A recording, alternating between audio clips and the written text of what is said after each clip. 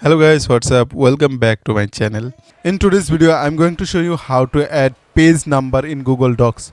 Here you can say it's a page. I want to add page number in this page. For this, go to insert menu.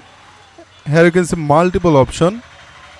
Hover over the page element and then go to page number. Here you can see multiple layout for adding your page number.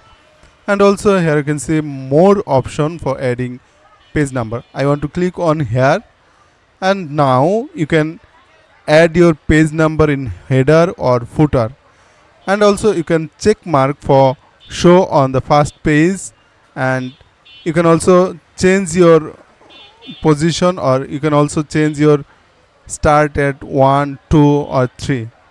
I want to keep this one and then apply.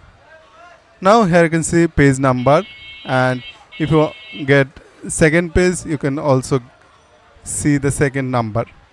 And that's it. I hope this is helpful for you. If you think this is helpful, then consider to like, comment, share and subscribe. Thanks for watching.